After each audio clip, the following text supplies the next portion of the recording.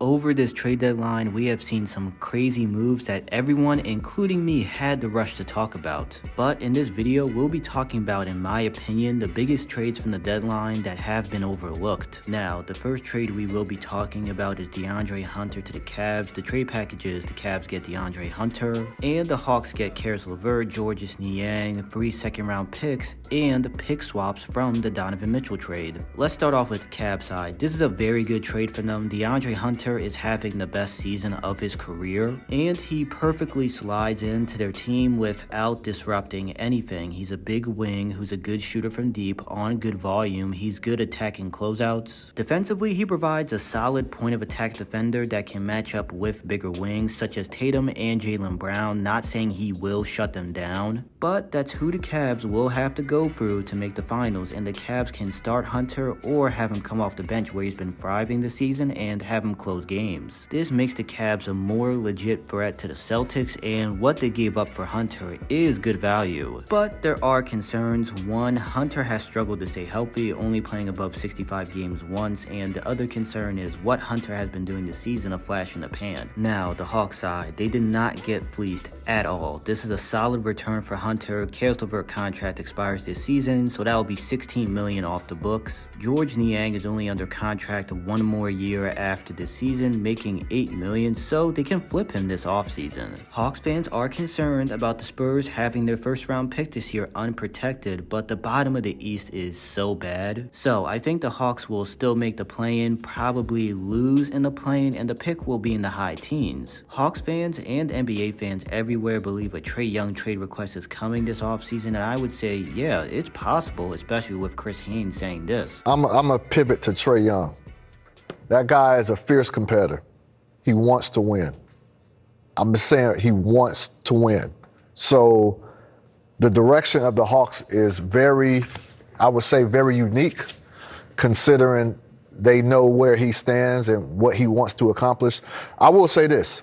Before the San Antonio Spurs made the move for De'Aaron Fox, they were considering De'Aaron and they were considering Trae Young. Next trade I'll be looking at is the Bucks trading Chris Middleton, AJ Johnson, and a pick swap to the Wizards for Kyle Kuzma. Hey man, not gonna lie, this trade is mid. Kyle Kuzma has been terrible this season. Yes, he was playing for the Wizards, who's trying to capture the flag. And there is a solid to good role player version of Kuzma in there somewhere. That version of him is making open shots from deep, scoring the post when he has a mismatch, defend multiple positions, and he can make lineups when Giannis is at center better. But can Kuzma unlock that version of himself? Maybe. Also, the Bucks are now below the second apron, meaning they have the flexibility to make more trades. Fit-wise, I can maybe see it, but asset-wise, nah. The Bucks trading AJ Johnson is them admitting another first-round pick they missed on, which has been a problem. And they gave up a first-round pick swap for Kuzma when they probably didn't have to because he had a little trade value. Also, before we move on, Chris Middleton has been looking like he needs to leave the football before the football leaves you. The football's left him.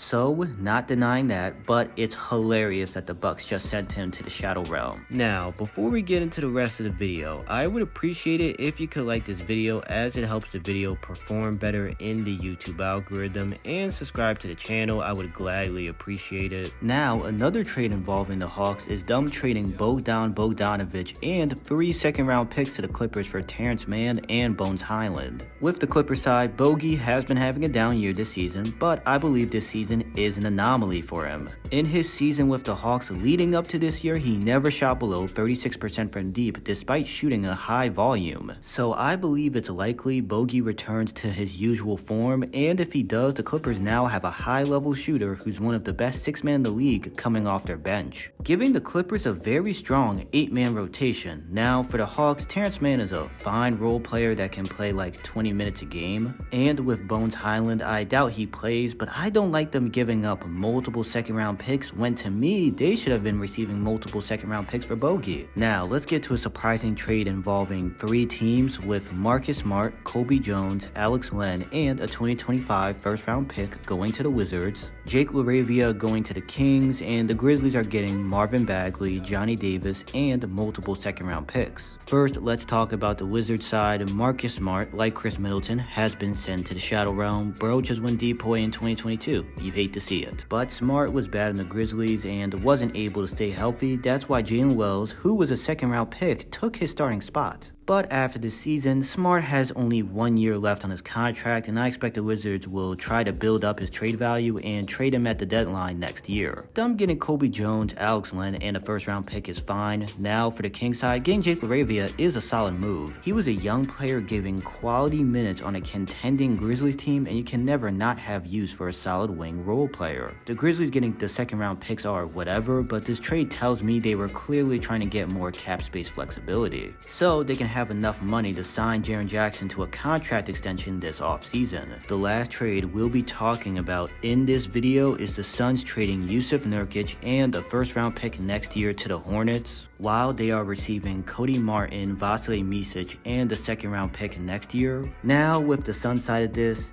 it's just funny how just to get Nurkic off their team, they had to trade a first round pick, I'm assuming unprotected, because that's how bad he is. Nurkic is one of the worst centers in the NBA that actually gets real minutes, and now the Suns had to use one of their few first round picks to get rid of him. Cody Martin is a okay role player, but the Suns trading for him doesn't make me view them any higher despite getting rid of Nurkic, and Micic is not good. Now the Hornets, they get another first round pick to add to their boatload of picks, which is good, but you have to deal with Nurkic. To be honest with you, I thought this trade deadline would be mid, but man, I was wrong. This deadline was insane. Man, if you are still here right now, I truly appreciate you watching this entire video. Let me know in the comments your thoughts about the trade deadline. See you on the next one.